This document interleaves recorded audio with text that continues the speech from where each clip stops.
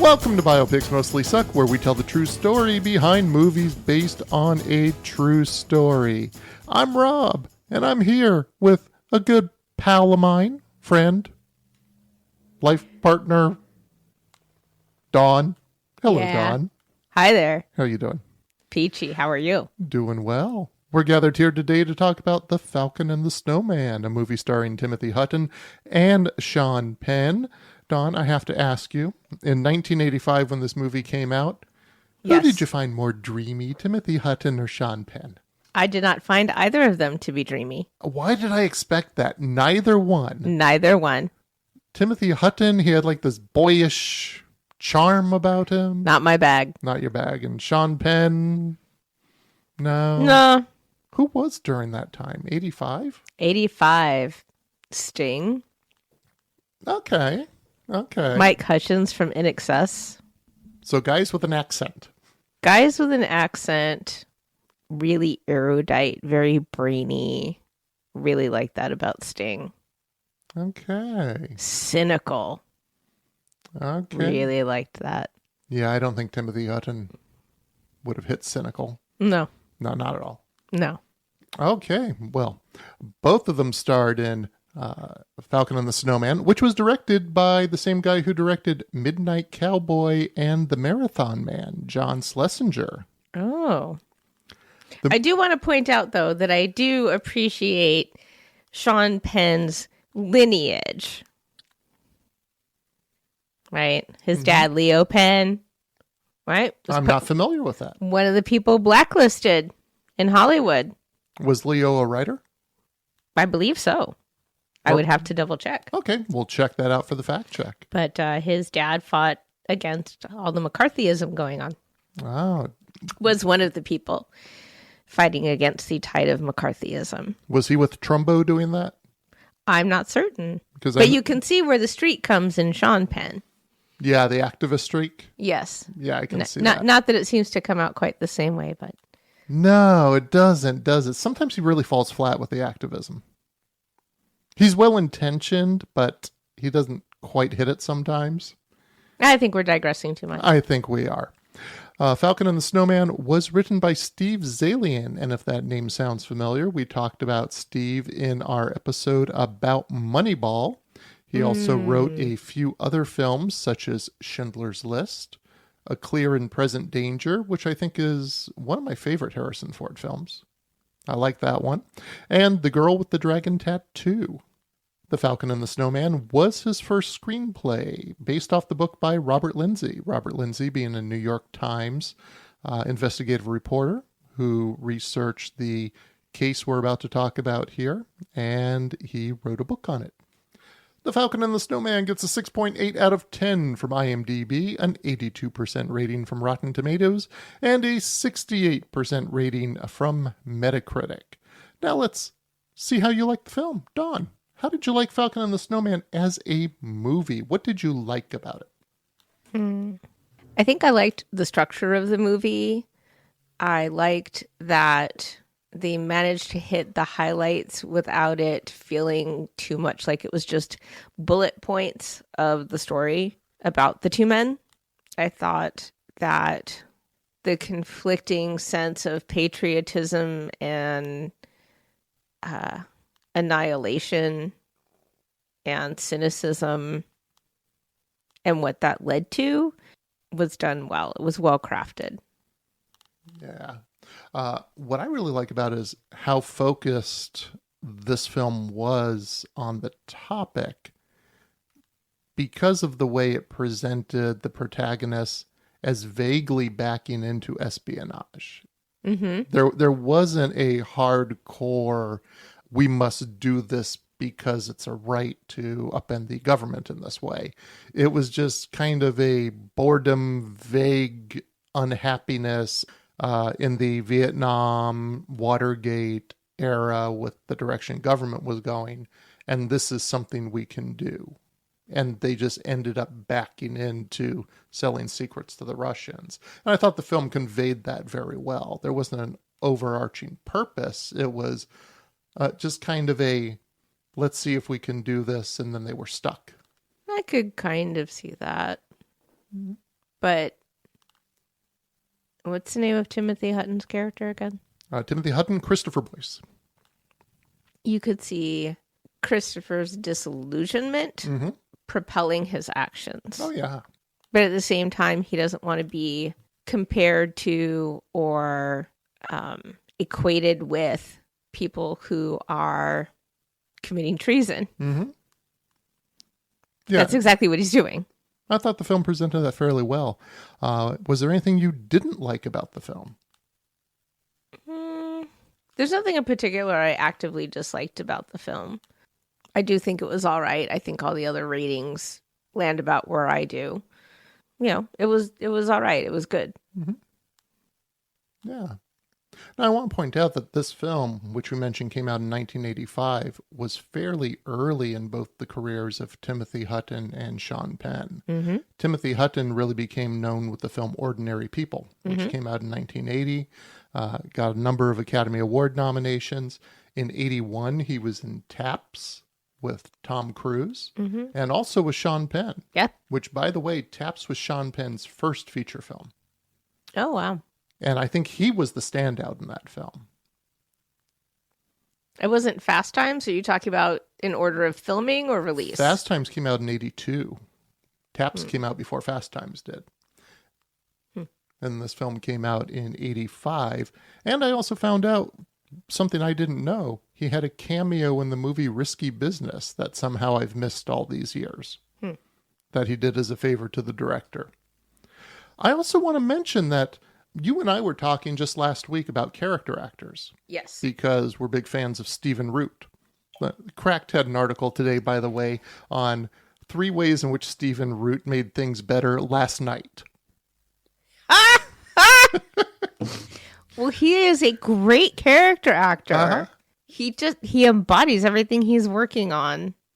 Yeah. Are we digressing too much again? We're not digressing because I want Okay. Because I'm moving right into talking about a couple other great character actors who were both in Falcon and the Snowman. Pat Hingle, who plays Charlie Boyce, who is Christopher's dad. You might know Pat Hingle. He was in Norma Ray. He played Sally Field's dad. Oh, yeah. That was our 15th episode we talked about on the podcast. Yep. He also played Commissioner Gordon in the Batman movies. Okay. Starting with Tim Burton's. By the way, was the actor in more Batman films than any other actor. He was in 4 of those films. His last one being Batman and Robin, which I think it's a requirement to say the one with the nipples. Do we have to for him, though? He was in it still. It's still the movie with the nipples on the batsuit. Yeah, we don't need to. And then also playing a father in the film, Richard Dysart plays Daulton Lee's father. He was in TV and film from 1954 to 2002, 87 credits in total, including 8 years on LA Law, where he played Leland Mackenzie, which is where most people might recognize him from. And then we also have David Sachet, who I thought was incredible as Alex, who is the contact at the Russian embassy. Yes. Which, this movie was made in 1985. This is something that could not be done today. The character is Mexican. David Sachet is a British Shakespearean actor. He played Salieri in the original play of Amadeus. But Americans who watch PBS might know him as Agatha Christie's Detective Poirot. Oh, okay. Okay, so you have a visual on him. Yeah. Which looks nothing like Alex in The Falcon and the Snowman. No. Not at all. So also a really great character actor there doing some work.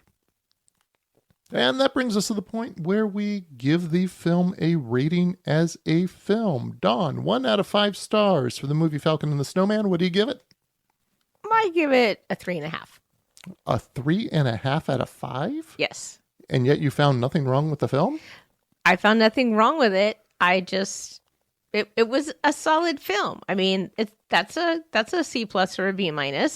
That's a decent showing. God, I would go as high as a 4. Okay. 4 on it. Okay, so 4 for me, 3.5 for you, you said? Yes. All right, so we'll call it 4. Okay. Okay. Fair enough. So let's go ahead and talk about the historical accuracy of what was presented in The Falcon and the Snowman. We're going to compare the overall story and some specific instances to determine if Falcon and the Snowman is a biopic that mostly sucks. Is this going to make me angry like all your fact checking on every other episode I'm on? Wait, is there one that didn't make you angry? Which one? I, Tonya didn't make you angry. You enjoyed I, Tonya. I did. And the fact checking did not make me angry. No. I don't think this will make you angry. I think it will confirm things that you felt for a while. All right, let's do this. Let's do it. Here's the areas we're going to talk about, Don. We're going to talk about the reason Boyce decided to sell government secrets to the Soviets. We're also going to talk about what was going on with Australia. Australia is seen mentioned on the teletypes. There's a little bit of talk about Australia, but it was a prime motivator in why Christopher Boyce did what Christopher Boyce did. So we want to talk a little more about what was happening there. We're going to talk about security at TRX. TRX is the company in the film. In real life, it was TRW, which is a government contractor. Mm-hmm. There's a big thing mentioned in the film but not explained where the Mexican police find a postcard when searching Daulton Lee. And they get really, really angry. But it's never explained in the film what was going on there. Mm-hmm. So we're going to talk about that. Then we're going to go past the film. We're going to talk about what's not covered there, which is their trial and their conviction and what happened to them when they were in prison and after they got out of prison. Now, I want to note that the story depicted in The Falcon and the Snowman takes place between 1974 and 1977. And it should be said at the outset, the movie did a very poor job at conveying that time period. Things look just a little too 80s. The clothing is too 80s. There's even cars from the 80s in there. Hairstyles.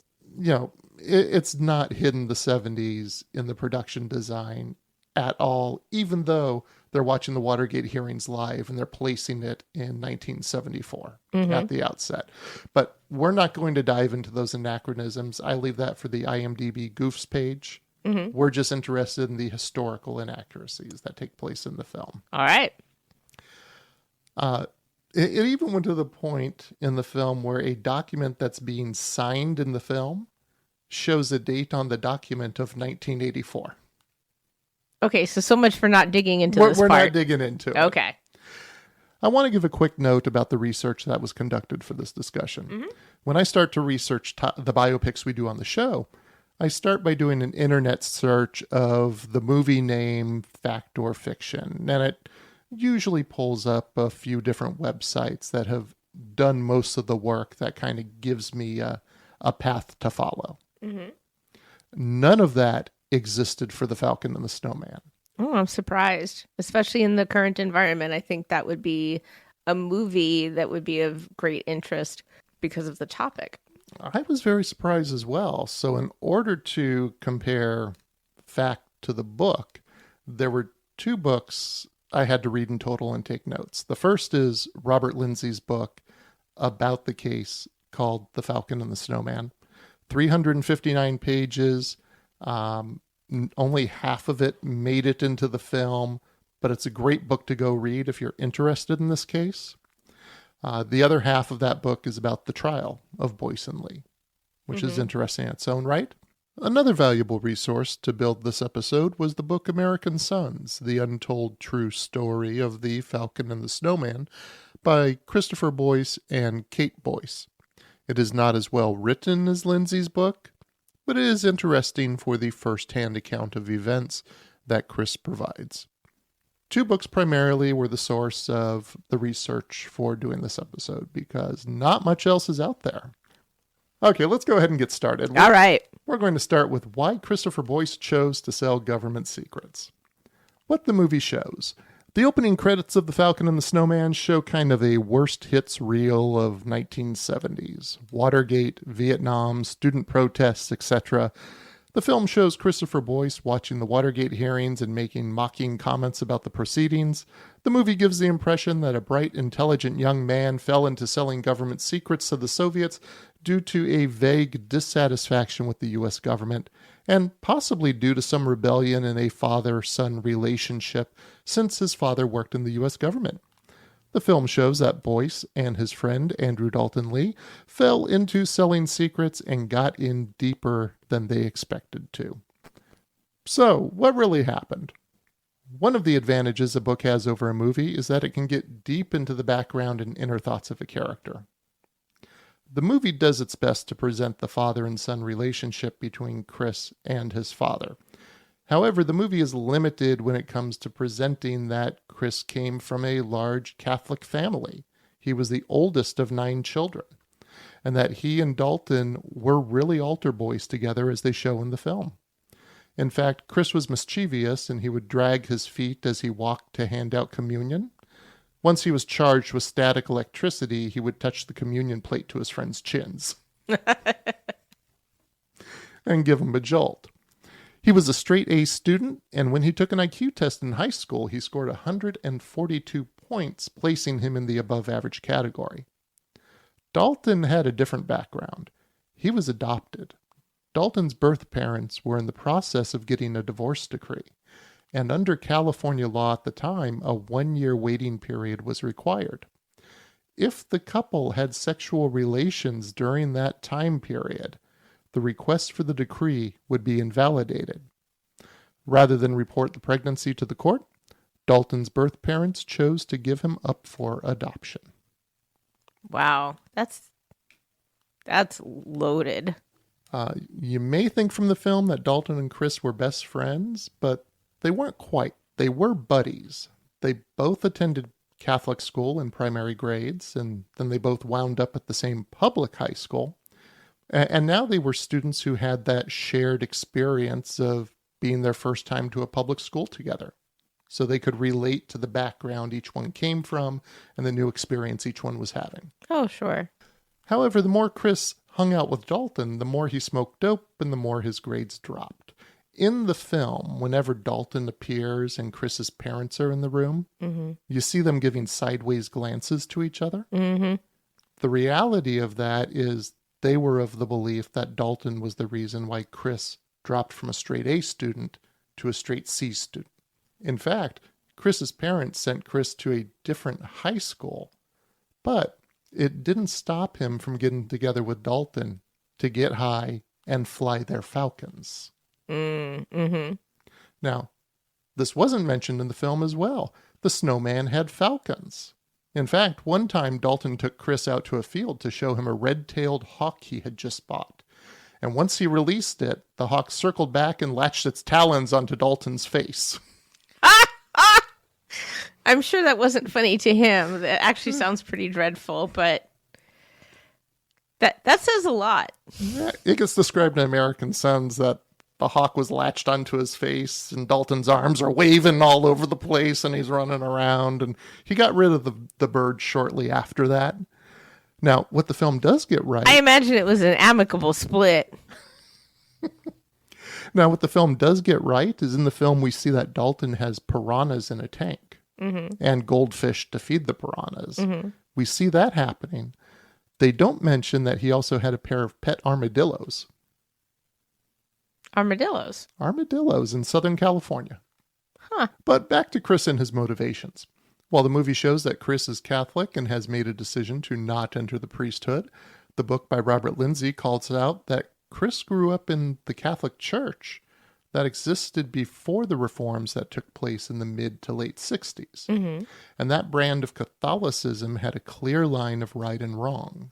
It had clear lines of what constituted mortal sin and what actions would result in heaven or hell. And this aspect of Catholicism was reinforced as Chris grew up in a house where his conservative father was in law enforcement, and there were clear views from the law enforcement perspective of right and wrong. But as Chris got exposed to a larger world in public high school, he gained more perspective on that world, and the clear lines of black and white became more gray in a world of Watergate, secret bombings in Cambodia, and social justice actions from people of his generation. Once he started working at TRW, he gained even more information, which resulted in him selling the information in order to strike back against what he viewed as a government that had lost its way. The final straw was when he read what the CIA was doing in Australia. Do they hate kangaroos? So, what's in the movie?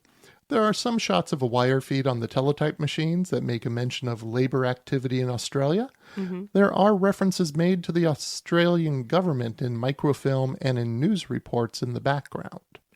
But not much more than that. So what was going in Australia that would have motivated Christopher Boyce to engage in espionage? According to Christopher, in the Black Vault at TRW, there was a NASA encryption operation that supported the satellite surveillance of Russia in 1974. And in order for the communication between the satellites to work, there had to be different feet on Earth to relay the communications. Mm-hmm. So this is about the Earth is round and satellite signals don't move in curves. So in order to be transmitted around the world, the straight lines have to come down and hit these feet, is what they're called. Mm-hmm. One of these feet was in Pine Gap, Australia. The public was only ever told that this was a military installation, specifically a space research station, and that the Australian public was concerned that they would now be a nuclear target in a war between the US and the USSR. It's a fair fear. The United States government had an agreement with the Australian government to share all of the communication information from the satellites.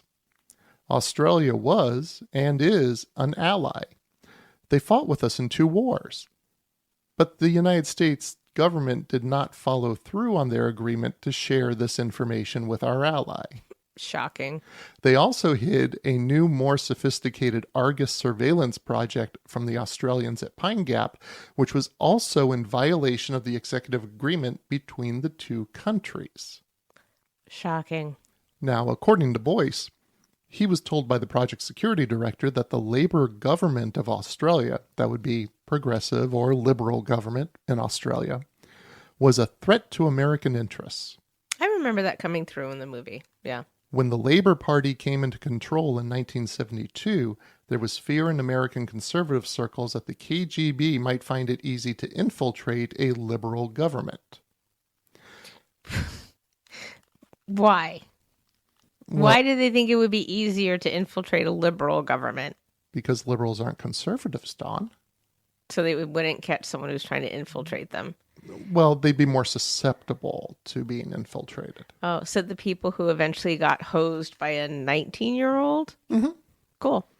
Conservatives became more concerned when the Labour Party pulled Australian troops out of Vietnam, and Labour voices grew louder in demanding the purpose for the U.S. bases at Pine Gap.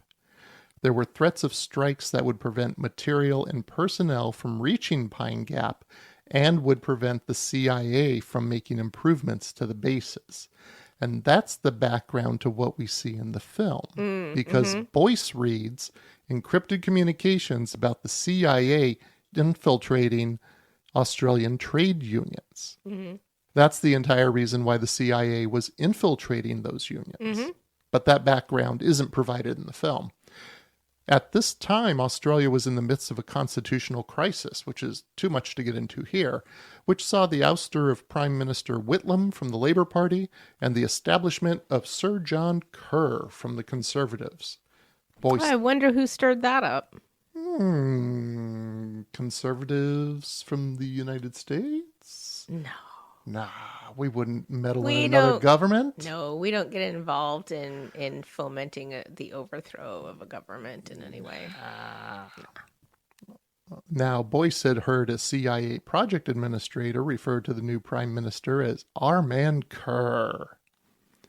Chris found out from the telex machines that not only was the CIA meddling in the affairs of Australia, an ally, but that their satellites were also trained on our allies, France and Israel. Yeah, that sounds about on point. Very on brand. And at this point, as Chris is learning this, as the gray area is becoming more charcoal from his upbringing, he's now fully accepted as part of the intelligence community due to his high level of clearance, but he hated what the CIA was doing in the name of the United States. He decided that nothing would scare the CIA more than selling NSA codes to the Soviets. Where the movie shows Boyce kind of backing into espionage, he didn't back into it. He ran full tilt at it. He had more of a purpose in real life than the film is able to show in its runtime. How does a 19-year-old end up with so high a security clearance? Well, in real life, as in the film, Chris's father, who works in law enforcement, had a friend who worked at TRW. And while you couldn't hire your own child, you could hire a friend's child who would then do the same favor for you later on. But you still have to go through a background check, and you have to show that you are worthy, that you would be able to keep confidences and keep things secret. How did he gain that so fast? He was just hired into it. And wow. The next section we're going to talk about is security at TRX in the film versus the real life security at TRW.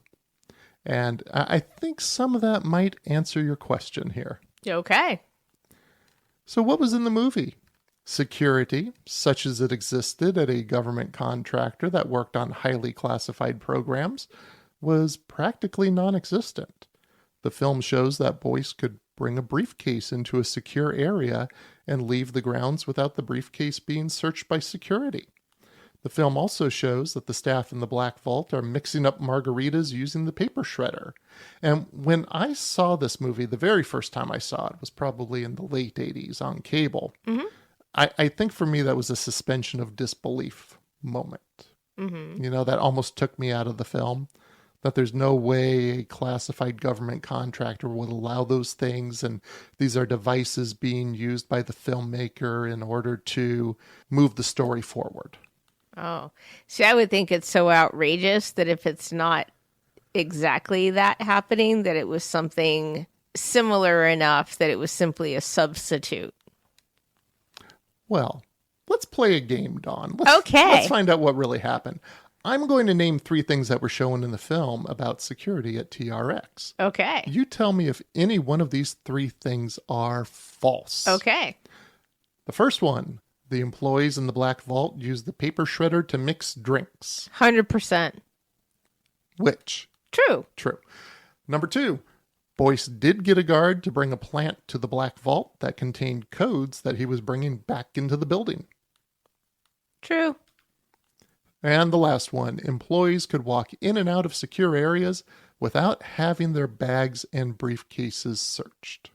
Well, you already told me that he didn't get his search, so. In the film, yeah, I said, but in real life.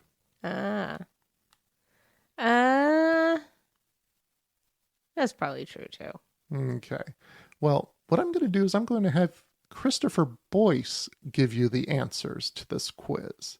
Because in April of 1985, while he was incarcerated for his crimes, he was called before Congress to testify on his experience selling U.S. government secrets. Oh, and neato. Here is what he had to say about TRW security. Within the TRW vault, management had effectively compartmentalized security away. By making the vault such a highly secret area, those of us inside had been given, in effect, total autonomy. We worked under our own set of rules, or more accurately, lack of rules. We brought in an uncleared company locksmith and altered the numbers on the vault tumblers by half clicks to prevent unauthorized access by our superiors. We did not want them trespassing on our private preserve. We regularly partied and boozed it up during the working hours within the vault. Bacardi 151 was usually stored behind the crypto machines. Under security regulations, we were required to destroy the code cards for the machines daily in a destruction blender. We chose instead to throw the code cards towards, but not necessarily in, canvas bags in the corner. We used the code destruction blender for making banana daiquiris and Mai Tais. Although only about 8 people had authorized clearances to the vault, often many non-cleared members of our club, so to speak, would be in the vault for libations. On occasion, the project security manager would join us for a drink on the house. Part of our informal duties included frequent runs to the liquor store with orders from various employees throughout the building.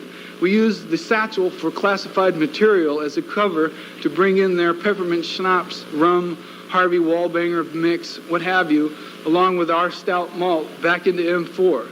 In doing so, I sometimes used the satchel to take classified documents out. To return the documents, I used packages, potted plants, and camera cases. Packages and briefcases were never searched by the guards.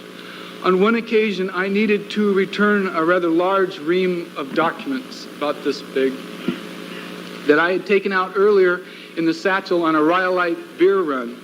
I went to a floral shop and bought 2 large clay pots about 2 feet tall.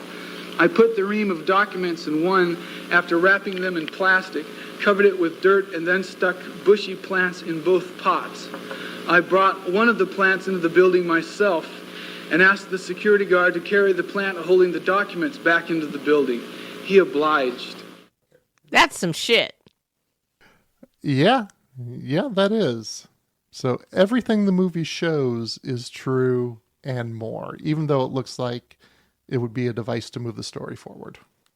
While security protocols at TRX were just babytown hijinks, it was the view of espionage that is the real issue, according to Boyce. Let's hear him talk about his reality versus what the staff at TRW were taught about espionage. As senators, I respectfully suggest that the overwhelming majority of the 4 million Americans with security clearances are extremely naive in their conceptions of espionage. That is the root of your problem. When I was at TRW, I and several hundred other relatively fresh employees were given a group talk on the perils of espionage. A clean-cut, all-American type addressed us from the podium. Here I sat with the KGB monkey already on my back, surrounded by all these young people who were being fed totally inaccurate and inappropriate descriptions of espionage. They were given the impression that espionage was some exotic, glamorous escapade. Handsome Slav spies would seduce young American secretaries on their vacations in Brussels and bend them into secret agents for the KGB. That type of approach to preventing espionage was and is disastrous. That was just what all those bored young secretaries around me were dying to hear. It was surreal. A government spokesman, automatically accepted by everyone as competent, stood there entertaining all those naive, impressionable youngsters around me with tales of secret adventure, intrigue, huge payoffs, exotic weaponry, seduction, poison, hair-raising risks, deadly gadgetry. It was a whole potpourri of James Bond lunacy, when in fact almost everything he said was totally foreign to what was actually happening to me. Where was the despair? Where were the sweaty palms and shaky hands?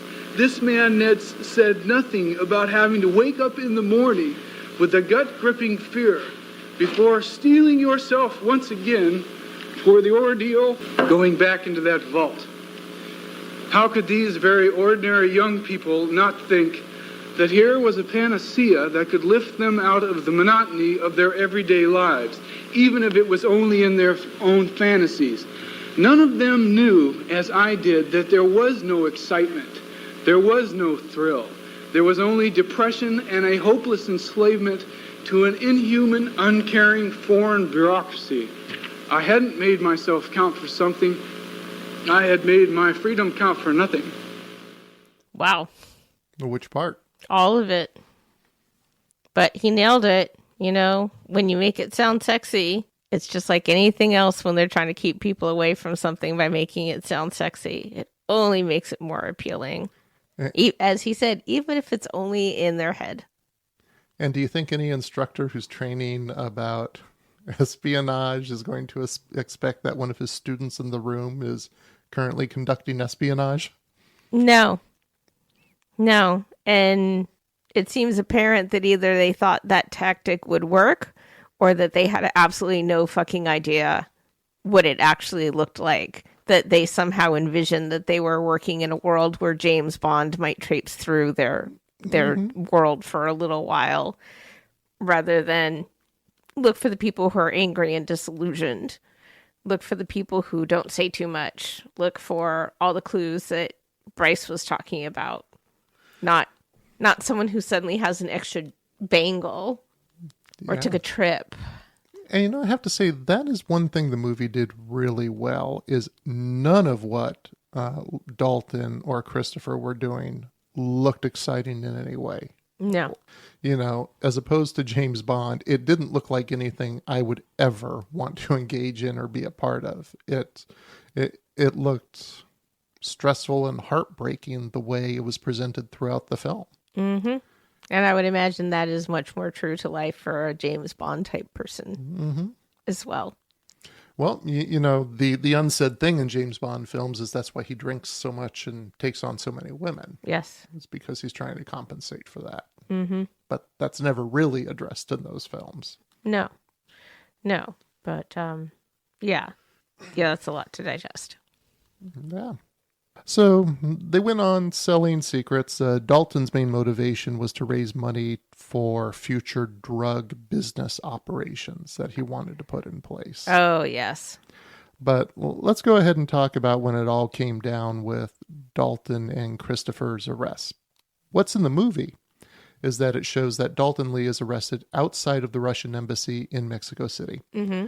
Christopher Boyce was arrested in the middle of a field after he has released his Falcon Fox. Daulton is surprisingly charged with murder by Mexican officials due to a postcard that's in his possession. So what really happened? Daulton Lee was arrested outside of the Russian embassy in Mexico City on a charge of littering, which we see in the film. Mm-hmm. Police saw him toss a crumpled piece of paper over the wall of the Russian embassy in Mexico.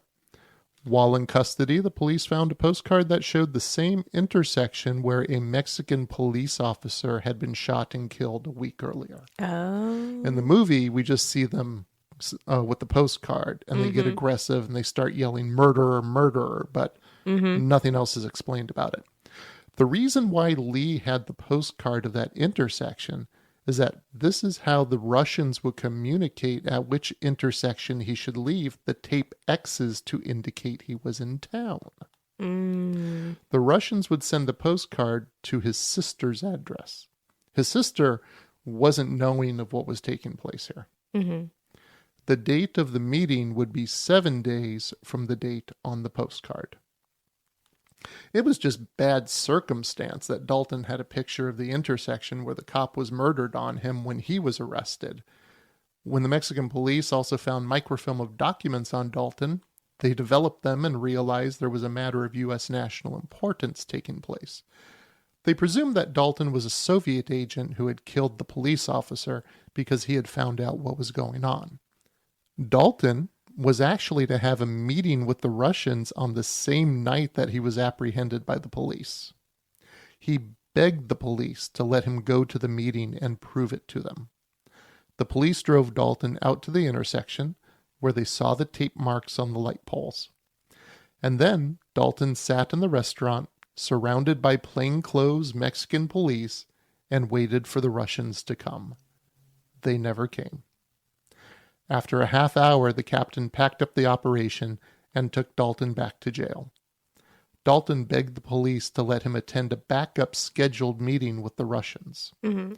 Daulton waited by a bus stop, and again, no Russians showed. Of course they didn't. They saw Mexican police everywhere. Now the police were convinced that Daulton had killed the police officer and was a member of the 23rd of September Communist League, a Marxist-Leninist guerrilla movement in Mexico, which the government considered a terrorist group. That is unfortunate. During the 2 years that Daulton and Chris were committing espionage, Daulton had been arrested on various drug-related offenses in California, where he served no more than 7 months in a minimum security prison, and was usually able to get let off on probation with the promise of seeking treatment and staying in California, neither of which he ever did. In Mexico, the criminal justice system works a little differently. The Mexican police interrogated Lee for a second day. On the third day, he was told he would be released. His jacket was pulled up over his head so he could not see where he was going, and he was led to a car. He was turned over to the Federal Bureau of Security, the Mexican secret police. After the car reached its destination, he was blindfolded and led to a room where he was questioned by officers who were more friendly. He was allowed to sleep for a few hours, and then was questioned by less friendly officers. The officers again insisted that Daulton killed the police officer. He tried to understand what they were saying in Spanish and reply in his broken Spanish, but the questions came quickly and were in a very heated tone. When he said he didn't understand, the officer behind him would slap him on both ears. When he would deny killing the officer, he would be slapped on the ears and have more questions screamed at him. He told them that he was hired by the CIA through Christopher Boyce to sell bogus secrets to the Russians to distract the Chinese. The Mexicans were still more concerned with the slain police officer. A thought had developed among the interrogators that the murdered officer might have had a chance to get a shot off on his attacker. They ordered Daulton to strip naked and examined his body for bullet wounds. When they found none, and Daulton started to gather his clothes to get dressed, he was ordered to stop. An interrogator took a sword off the wall and held the blade 3 inches from Daulton's genitals. He said that if Daulton did not tell them why he killed the police officer, they were going to fly his testicles from the flagpole. Damn. Daulton was then allowed to sleep, and questioning continued a few hours later. When he didn't understand a question now, he got punched in the kidneys, which progressed to being punched in the kidneys without reason. He was then carried upside down to a fetid toilet, and his head was dunked into it, which we see in the background during a conversation in the film.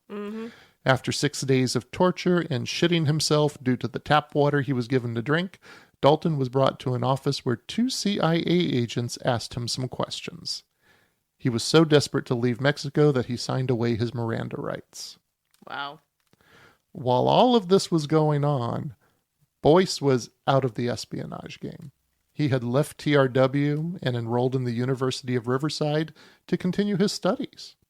He enrolled in a class in Soviet history. Oh.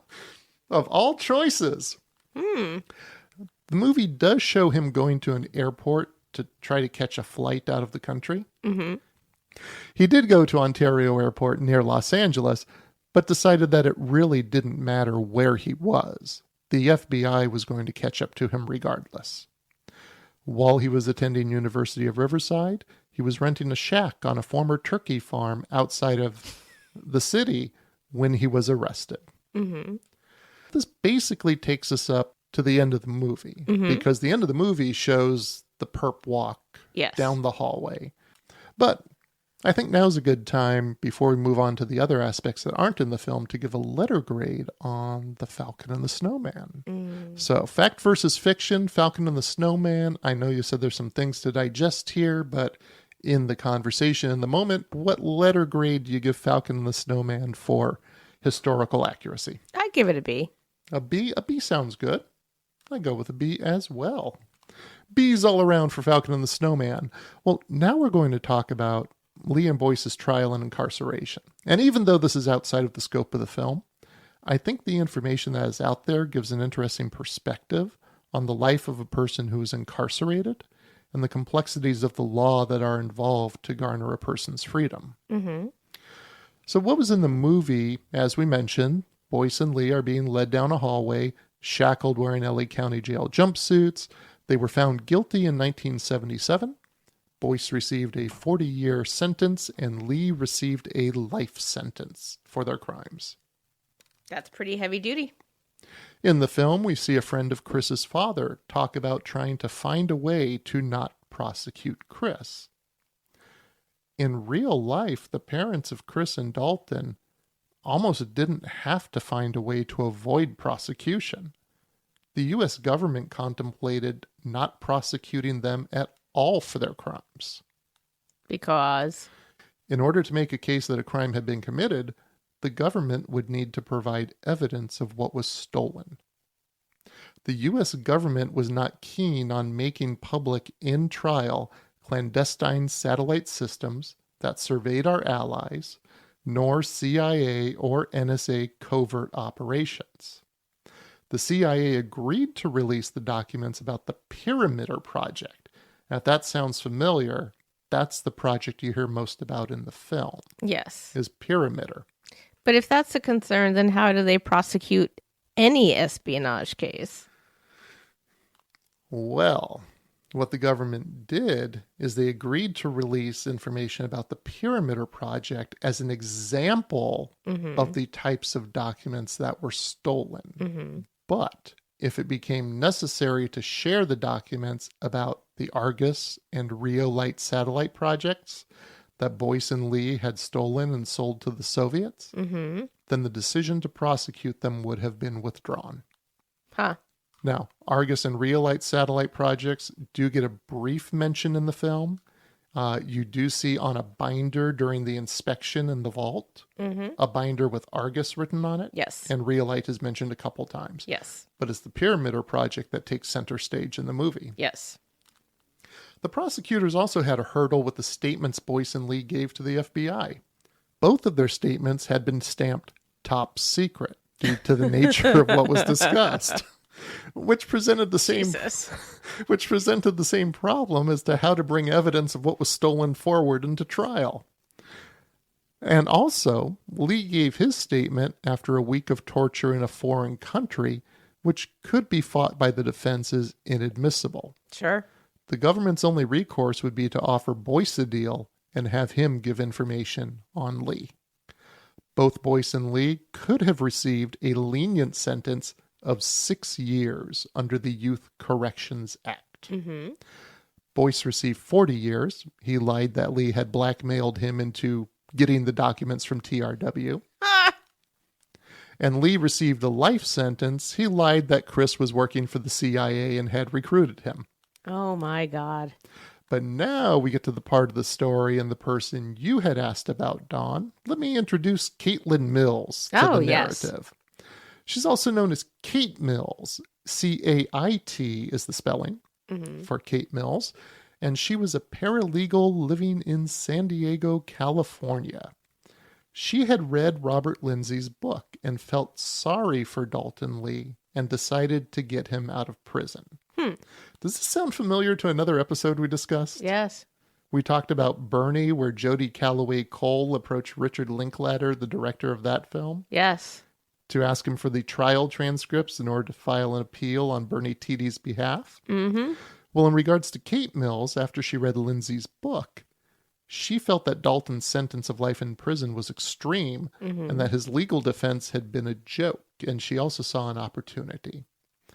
Now, you may wonder, if Daulton received a life sentence and Christopher Boyce received 40 years, how could they be eligible for parole so quickly? How quickly were they eligible for parole? Well, when Judge Kelleher, the sentencing judge, sentenced Boyce and Daulton, he did so under a statute that allowed anyone sentenced to more than 1 year in prison to be eligible for parole. So the answer to your question is immediately. Huh. Daulton had been in prison for 4 years when Kate contacted him. She figured if she could build a case for parole and Daulton had the right to go before the parole board every 24 months, then there was a shot at getting him out of prison. In 1977, when Boyce and Lee were sentenced for espionage, there were no mandatory minimum sentences. Those mandatory minimum sentences came about with the Sentencing Reform Act of 1984. Oh, yeah. Kate started representing Lee in 1981, and every 2 years they would go before the parole board and get shot down. Kate had a conversation with a prosecutor who prosecuted espionage cases, and she was asking him what is it she needs to do. She just felt she was bumping up against a wall every time they went before the parole board. And this prosecutor said that what you really need is you need a letter from the sentencing judge. Oh. Now, by the time she had this conversation, it was 1992. And Judge Kelleher had moved on to be a judge in the state of California Central District Court. And he was in his early 90s. And he wasn't really a fan of Boyce and Lee at all, claiming that if he could, he would have given them the death sentence. Oh. And in interviews, he referred to Lee as pond scum. Oh. So he had an opinion. He had a definite opinion about the two men. But Kate gave it a shot anyway. It was the only shot she had. And she included items in a packet for Kelleher. And these items were recommendation letters from the prosecuting attorneys, Lee's record of conduct, Lee's letter of contrition, a letter of recommendation from the warden on Lee's behalf, and this is one I hadn't heard about. Evidence of Lee working in the dentist's office at Lompoc Prison using his certification in dental laboratory technology. He was the first inmate to pass that course. Oh. And was assigned as the primary dental laboratory specialist for several facilities in the California prison system, which meant he was saving the state a ton of money. Unpaid labor. Kelleher wrote a letter back to Kate giving his recommendation for parole to Andrew Daulton Lee. Daulton was released from prison in 1998, serving 21 years of a life sentence. Wow. 6 months later, Kate wrote a letter to Christopher Boyce to offer her services to him. Lee's parole paved the way for Boyce's parole. However, Boyce had a little more on his record than just espionage. Since he had been serving time for espionage, he had also been sentenced to 3 years of additional time for escaping from Lompoc Prison and 25 years for committing numerous bank robberies during his 19 months on the run. Oh. So he escaped successfully and was gone for 19 months? Yes. Wow. And he committed bank robberies? Bank robberies. Huh. It's an unusual way to try to stay off the radar of law enforcement. The story of Boyce's escape is kind of funny because Lompoc Prison held a movie night for the inmates. Now, this movie night was held in 1980. So if I were to ask you of films that came out before 1980 that a prison probably would not want to show... Escape from Alcatraz. Bingo! The prison showed the inmates Escape from Alcatraz.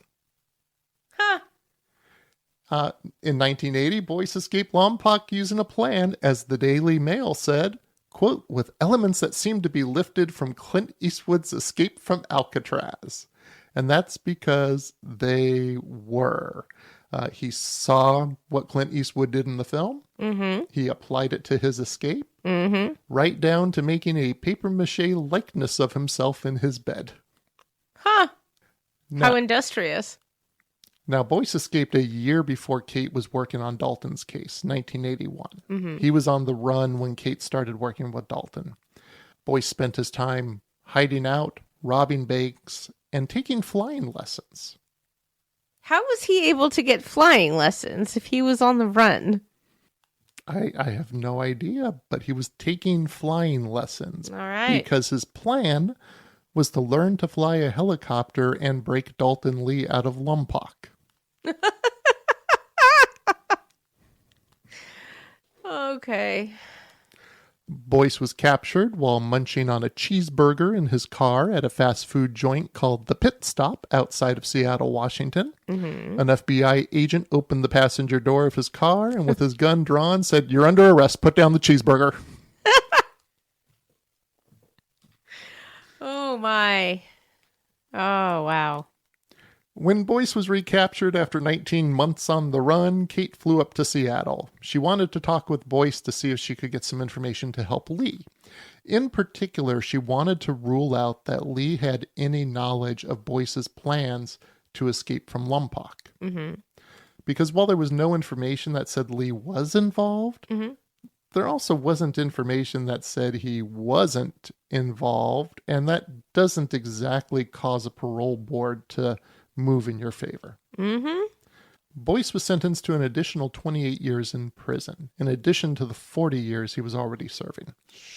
He was sentenced to 3 years for the escape, 25 years for the bank robberies, and if he had not escaped, he would have been paroled by 1987, just 6 years after his escape. Jeez Louise. Now, when Kate arrived in Seattle following Boyce's recapture, she was present for Boyce's perp walk. And she described what she saw in the book American Sons. Now, when you read American Sons, Chris is writing in the first person, Kate's writing in the first person, and they have a third person who's also authoring the book, writing from a third person perspective. This will give you an idea to Kate's style of writing. Here is what she writes about Christopher Boyce's perp walk that she witnessed in Seattle. Hit me. His wrists and feet were shackled, and he had on a blue short-sleeved jumpsuit with the collar popped defiantly up. The top buttons of the jumpsuit were undone, revealing a bare chest underneath. She writing for Harlequin? The way he wore his hair made him look like a cross between Elvis Presley and James Dean. I didn't exactly swoon. In fact, I almost laughed. But the moment Christopher Boyce fixed his stare on the small crowd of onlookers that had assembled where I stood, I was mesmerized. Stan. Yeah, it's not great writing. The book is quite uneven in tone, and at times it sounds like Kate Boyce is trying to write a hard-boiled espionage thriller, such as when she refers to Boyce's bank robberies as, quote, made a bunch of unauthorized bank withdrawals by pistol. However, I found the book to be interesting because of the first person's perspective that Chris gives on his incarceration. When Boyce was recaptured, his trial was held in Boise, Idaho. But he was flown to a maximum security cell at the San Diego Metropolitan Jail every day and flown back to Boise for the trial. Why? No reason is given. After his trial, he spent 81 days at the U.S. Penitentiary at Leavenworth, Kansas in solitary confinement. From there, he was transferred to Marion Correctional Institution in Marion, Ohio, where he spent a year in K Unit, isolation wing, where he was held in a windowless cell for 23 hours a day. Torture. It was while Boyce was at Marion that he testified before Congress. Those audio clips I played earlier. Following his testimony to Congress, several politicians were able to get an outdoor recreation yard for Boyce. It was 45 feet wide and 100 feet long, with pull-up bars for exercise and a corner with flowers and a shrub. The guards called it Boyce's playpen. He got his own space? He was basically the only prisoner in solitary at Marion at the time. Oh, I see.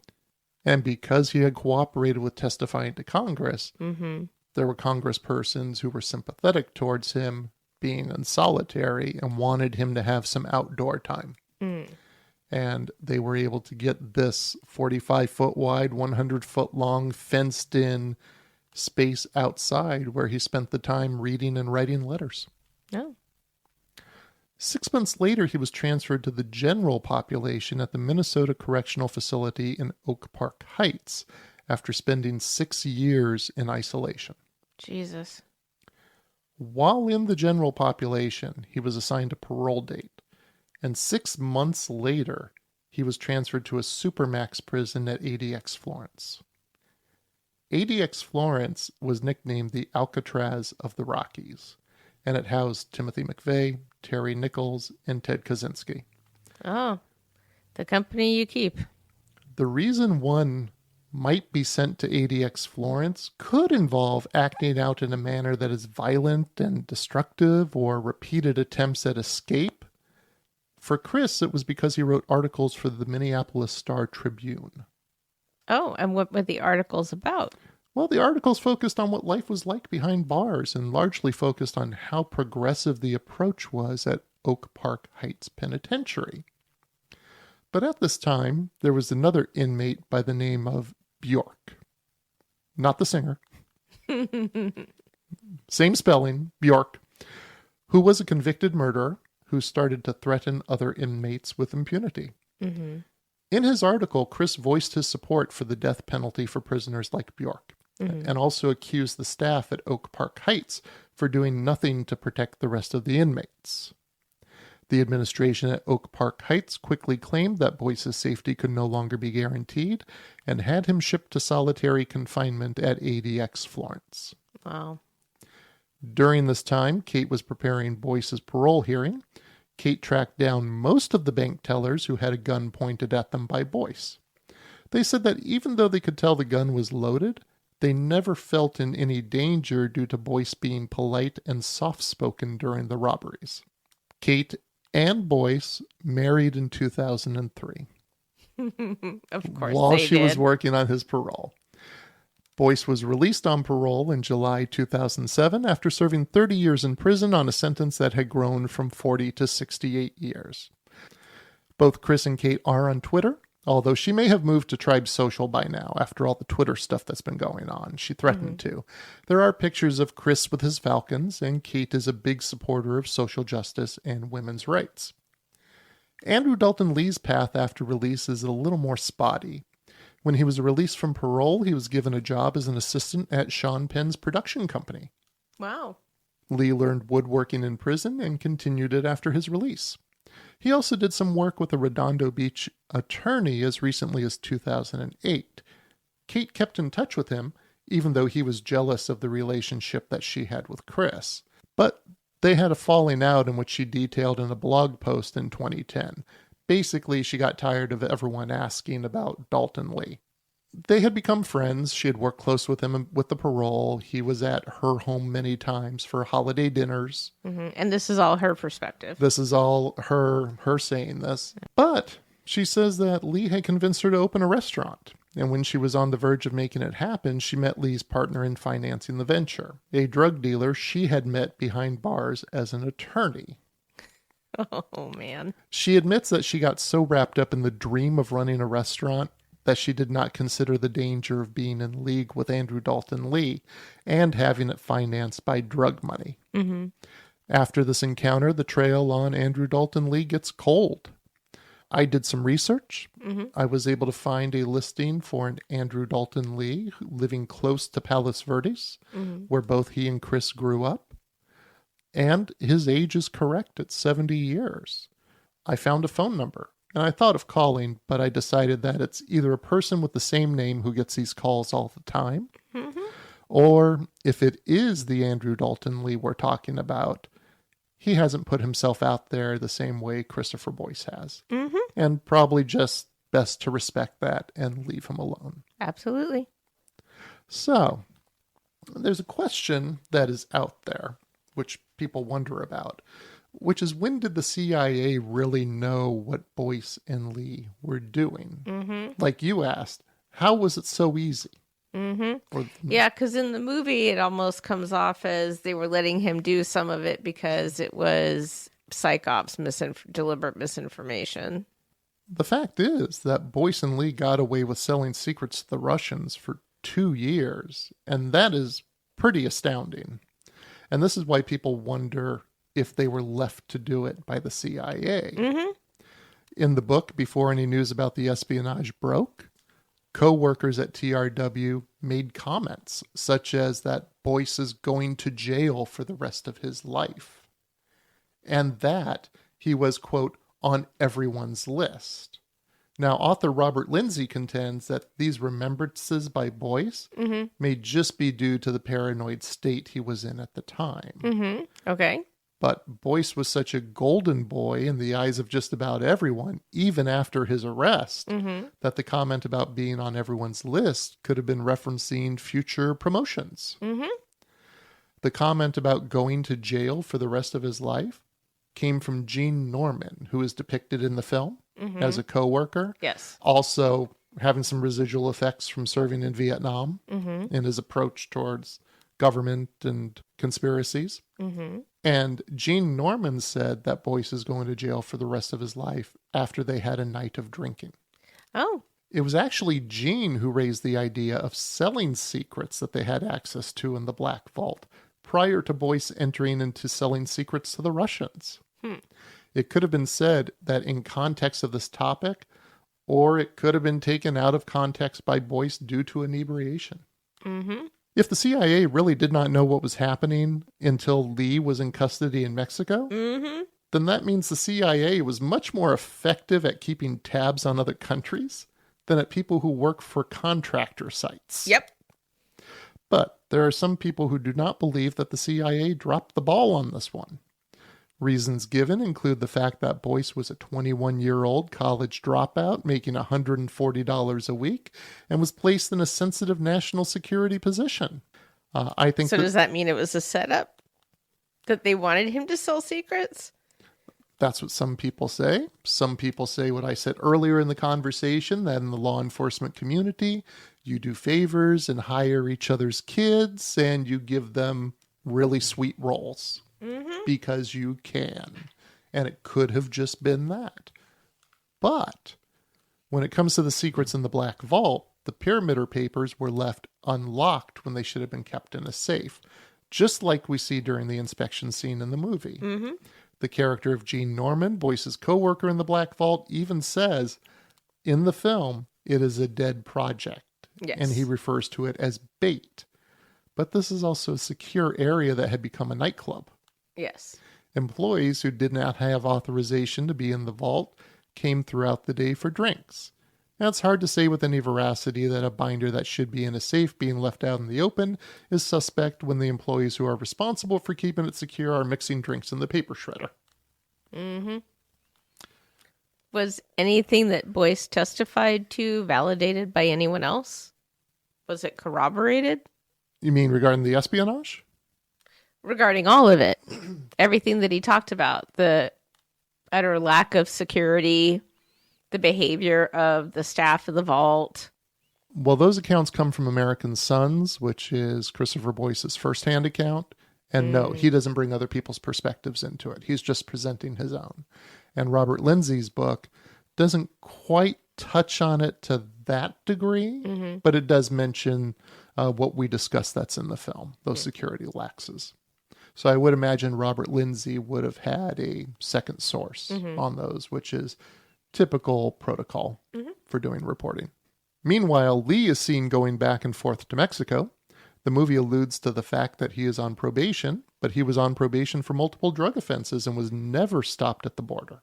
In the movie, when Lee is arrested outside the embassy, a representative of the U.S. Embassy is there to help him. In the movie, this woman presents herself as being from the U.S. Embassy, as the Mexican police are grabbing him and handcuffing him. And Lee, the character, says to this woman from the embassy, "Oh, and you just happen to be here." In reality, there was a representative of the U.S. Embassy when Lee was being arrested in front of the Russian embassy. And did she happen to just be there? There's some who say that that is all too coincidental. The oddest instance, and this is not mentioned in the movie, but was mentioned at Boyce and Lee's trial, was that Lee's fingerprints appeared on a circuit board of a decoder that never left the Black Vault. Lee never entered the Black Vault at TRW. Security may have been lax, but it wasn't that lax. So what do they think happened? What conspiracies have been surmised? Well, if the CIA was sloppy already, then why wouldn't they be equally as sloppy at trying to plant Lee's fingerprints on a circuit board that never left the Black Vault? Okay. So people view it as a conspiracy and trying to frame Lee. And what about the woman from the U.S. Embassy? Not known. Not another mention. But just, I find it interesting what's depicted in the movie, the incredulous tone coming from Sean Penn playing Dalton is what people in the conspiracy world view that as well. Yeah. Now, the question is, if the CIA knew about Boyce and Lee's actions prior to Lee's arrest in Mexico City, what would be the purpose of allowing it to continue? Well, there's no better way to find out what kind of technology your adversary needs in this case the Soviet Union, than to find out what they are asking for. The U.S. could have linked the information to have an edge during the new round of SALT II strategic arms limitation talks that took place between the Russians and the United States. The CIA claims they did not know anything until Lee's arrest in Mexico City. At trial, the defense sought the CIA's internal reports of the affair. The judge inspected some of the reports and reached the conclusion they would be of no use to the defense. Oh, well, I could only believe that. Now, personally, I lean away from the conspiracy angle and think that the lax security measures at TRW and all of the CIA's contractors, for that matter, was the primary contributor to this affair taking place. Additionally, the U.S. government did not want some information to be presented at trial. The decision had been made that if they were to share that information about Argus or Rheolite satellites, that they wouldn't move forward with prosecuting Boyce and Lee. Right. So I don't think what was being sold was viewed as bait by the U.S. government if they were not willing to prosecute if that information had to be put out, because that would look awfully bad in the public forum. News broke that these two men committed espionage and the government's not going to do anything about it. But they wouldn't want to admit that they used bait either. No. So But we'll just never know. Because they're not going to say, oh, we use bait to catch people. But in public opinion, what would be the lesser of two evils? You have a U.S. population who's already dissuaded by Watergate and the Vietnam War. Who's already disenchanted with the government, and how are they going to feel about the government baiting two teenagers into espionage? Which is the U.S. population going to react more strongly to? The U.S. government not prosecuting two men for espionage or putting bait out there? If they weren't going to prosecute them, the public wouldn't really know about it. Their arrests made headlines. Right, but if they weren't going to prosecute them, then they wouldn't have been arrested, right? Not necessarily. Someone would have had to order the arrest. They would have had to collect enough information about it. So you think it was a conspiracy? I don't know. But given how involved our government is in wagging the dog all over the world, if it's something simple like a disinformation campaign, and they have a couple of kids, one who's got drug issues and another one who is obviously disenchanted with his government, and there are a few people who are more disenchanted than someone who comes from a black and white world and suddenly has to live in the worlds of gray, or realizes they've been lied to their entire life. Well, that brings us to how we usually wrap up these discussions, where we ask, was any harm done? From what you know about what really happened, do you think any harm was done in Falcon and the Snowman? I don't know. I would say there's certainly the possibility of their family members who may have not wanted this story told and may not have to relive all of this in the public eye again during another era when we were dealing with the utter mendacity and complete void of morality as we were dealing with Ali North and Iran-Contra. So that sort of behavior from our government was certainly on everyone's mind again, or still in a separate context. So having that sort of thing highlighted might not have been comfortable or wanted by their families. I mean, you said Boyce was the oldest of 9, so by that point he had siblings who were growing into adulthood, and they were having to start their adulthood with this film hanging over their family. Yeah. That had to suck.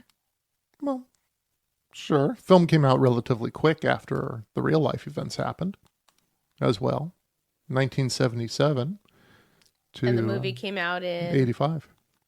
Well, that's 8 years. Yeah.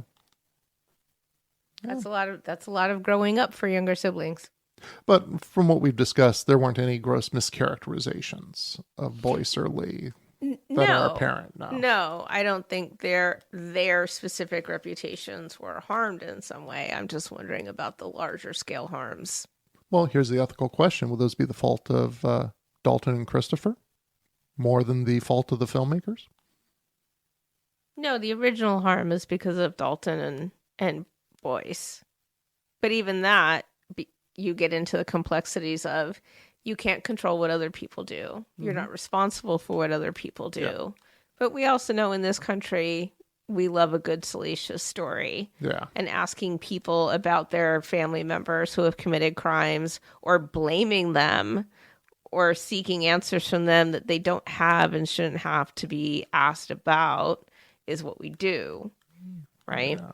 We have tons of shows on TV about true crime where that sort of thing happens. So making it into a film could certainly cause more harm. I mean, I don't know. Was there any information on how they felt about the film coming out or the books? No. I mean, it's mentioned in the film. Christopher's father says that his sons were beat up at school and called traitors. Yeah.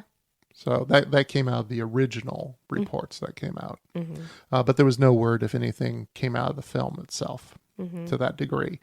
There was one complaint that came from someone who's depicted in the film, and that person is Dalton's attorney, whose name is Kenneth Kahn, and he's seen in the film urging Dalton to become a drug informant.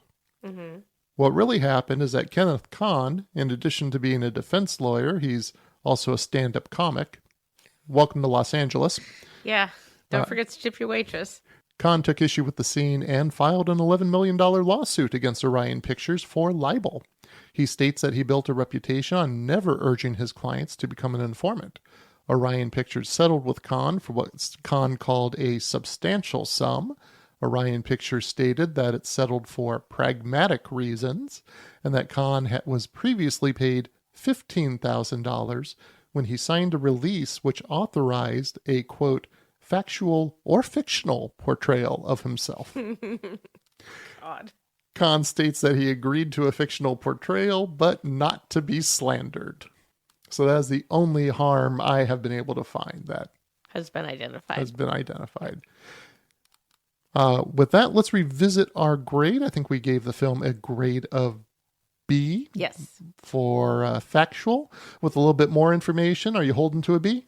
I'm holding to a B. I'm holding to a B as well for The Falcon and the Snowman. Dawn, I want to thank you for joining me for this. Thank you. All right. Take care. Now is the time when we fact check ourselves.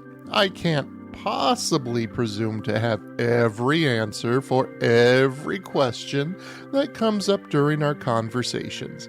And sometimes, just sometimes, our guests will ask me to do some extra research, and I share that information here. For instance, we wondered if Sean Penn's father, Leo Penn, was blacklisted as a writer. He was not. He was an actor who studied at the Actors Studio.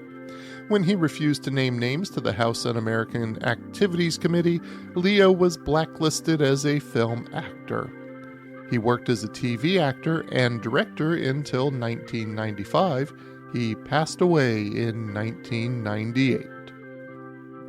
In our conversation, I mistakenly referred to John Kerr as the Prime Minister who took over the role after Go Whitlam. I was incorrect. The Prime Minister who followed Whitlam was Malcolm Fraser. Now, during the conversation, Dawn and I also made some leading comments about the American government's role in Australia's political problems and if the United States fomented those problems. Well, there's not really direct evidence to say the United States government interfered in the political landscape in Australia, but there is circumstantial evidence, which includes former CIA agent Victor Marchetti said, so long as Australians keep electing the right people, then there'll be a stable relationship between the two countries. Also, Prime Minister Whitlam caused consternation in the Nixon White House by demanding answers about the Pine Gap site. Australia's conservative politicians replied that there is little difference between America's interest and Australia's. We also have Rupert Murdoch.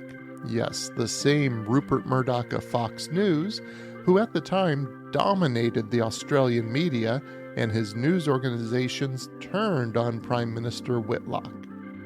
Murdoch issued instructions to his editors to, quote, kill Whitlam, And then the new U.S. ambassador to Australia, Marshall Green, who was appointed by U.S. President Richard Nixon, transferred to Australia from Chile, where the CIA had just toppled the democratically elected president Salvador Allende the previous year. We also have a telex in which the CIA determined that Prime Minister Whitlam was a security risk to his own country. And lastly, Whitlam was dismissed from his role as Prime Minister on November 11, 1975, by the Australian Governor-General John Kerr. Yes, the R-man Kerr that was referenced in our conversation. That dismissal of Whitlam took place on the exact same day he was to give a speech about the Pine Gap site. And with that information, we will leave you to decide if the United States meddled in the Australian elections in 1975. I don't think you need a whole lot of string for this corkboard. And lastly, Dawn wondered about the harm that may have come to the families of Boyce and Lee due to the publicity of their crimes.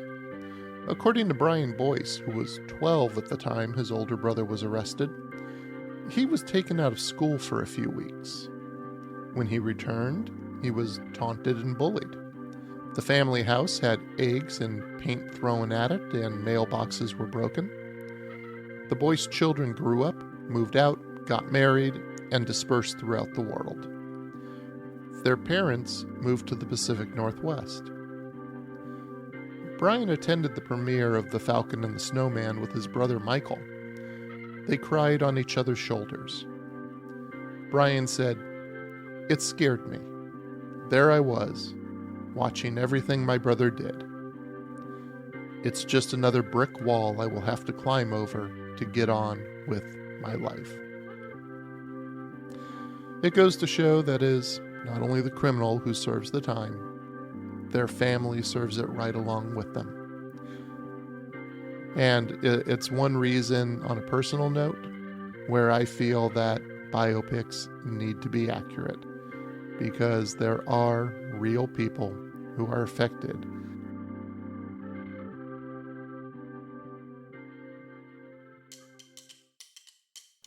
And that wraps it up for another episode of Biopics Mostly Suck.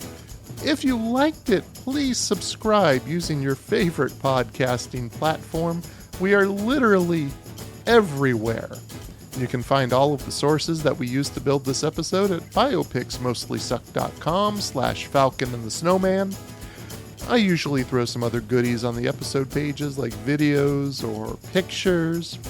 For the Falcon and the Snowman, I have the entire footage of Christopher Boyce's testimony to Congress. Remember as you watch it that this is a man who is currently serving time in solitary confinement, also known as in the process of being tortured by the same government he is testifying to. I want to thank Dawn for talking about The Falcon and the Snowman with me. Don't forget to tip her if you enjoyed her on this episode. You can do that by making a donation to The Innocence Project. Even though Boyce and Lee were guilty beyond all doubt, there are too many people in this country who get thrown in jail and are actually innocent. Help those people by going to theinnocenceproject.org and donating today. How are we doing with this project? Go like us on Facebook, Twitter, and Instagram at the handle of @MostlySuck, or send us your feedback through our website, biopicsmostlysuck.com, and you can recommend which movies you would like us to use for an episode. And when we do, we will share the true story behind that movie, based on a true story. Take care, everyone.